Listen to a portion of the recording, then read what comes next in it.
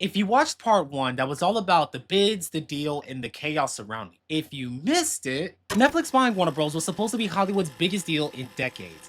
Instead, it's turned into a hostile takeover with political intervention and foreign billionaires entering the chat, turning this into the most chaotic media fight that we have seen in a very, very long time. So, Hollywood is at war and everybody is getting in on the action. So, what does it actually mean for animation, anime, and its creators, the part of Hollywood that get hits first when consolidation happens? The reality is, Netflix acquiring Warner Bros. Would give it massive control over IP, including DC, Cartoon Network shows, and Warner Bros. Animation. HBO Max, which still hosts a lot of Cartoon Network content, well, sort of. It does leave a lot to be desired. Means it would likely get bundled or absorbed, meaning Netflix now becomes the gatekeeper to massive amounts of IP. And when one company controls distribution, budgets, and platforms, it changes the creative equation. On one hand, this could be huge for animation and anime. Big budgets, global reach, more streaming first exposure. Shows could get funded in a way they never could in a fragmented market. But on the flip side, Netflix's data-driven algorithmic model prioritizes hits and massive global appeal, not experimental, unique shows. Meaning riskier, smaller, quirkier projects could disappear altogether, leaving fewer voices and fewer creative diversity. And the same applies to anime. Netflix has already been massively aggressive about licensing, co-producing, and distribution. And owning Warner Bros. Could give them even more IP to adapt, from DC property to fantasy franchises. But it also centralizes control. That's fewer independent studios able to pitch, fewer experiments getting greenlit, and a world where algorithms now decide what gets pushed into production. And Paramount wouldn't be much better for animation. Sure, the linear cable networks might survive a little bit longer, but consolidation still squeezes budgets. And the pipeline for riskier niche shows will still tighten, shifting the focus from quirky, unique expressions into established brands and recognizable franchises. Meaning that creative freedom will now become secondary to shareholder profits. And then there's Ted Sarandos.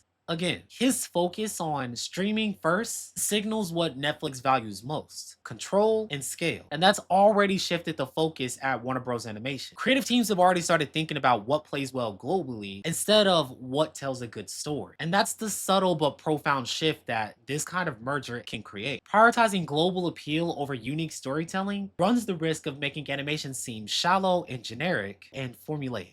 Stories start getting diluted so they can please everyone. Characters lose their quirks, and creative vision starts getting sacrificed to market tested tropes and theatrical spectacles, meaning that nuance, subtext, and authentic emotional resonance start to vanish, leaving shows that look beautiful but they fail to connect with their viewers. And then niche audiences start getting ignored. Passionate fan bases will begin to shrink. And this is where the indie projects thrive. They are beautiful because they are raw, they are authentic, and they offer uncensored narratives. And shows like Scavengers Reign become the proof of this, where brilliant boundary pushing animation can get cut, even though it has wide fan appeal and critical appeal, simply because they don't meet big global budget numbers. In short, focusing on mass appeal can strip animation of its soul and make even big budget content feel forgettable.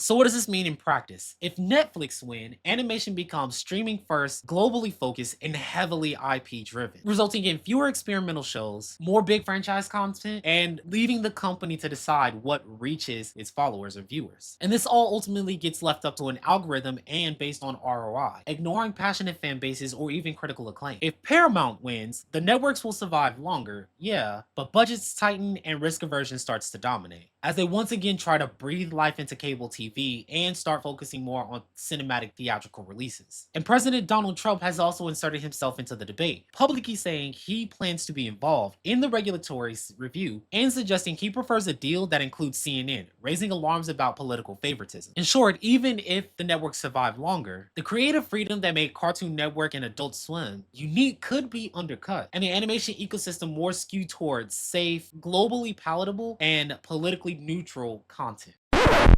Either way, creators and the smaller studios are going to lose a lot of autonomy. And the broader consequence is clear. This isn't just about Netflix or Paramount. This is about the future of how animation and anime are financed, distributed, and valued. Every consolidation pushes the industry towards fewer big players. And that always hits experimental storytelling first. At the end of the day, Warner Bros. And the animation and anime creators that operate inside of it get caught in the crossfire. The merger, the hostile bid, the regulatory scrutiny, Sarandos' strategy, it all converges on them. And while Hollywood fights over billions, the shows that we watch, the ones that defined our childhoods and fandoms, are the ones that feel the shockwaves first. So the big question I leave you with, if one company ends up controlling this much animation, who do you trust with it? Netflix or Paramount? Or is it time to rethink how animation gets made when the giants keep getting bigger? Don't forget to like and comment so that I know what you would like to be informed about. And don't forget to subscribe and ping that bell so that you can catch the next update when it drops.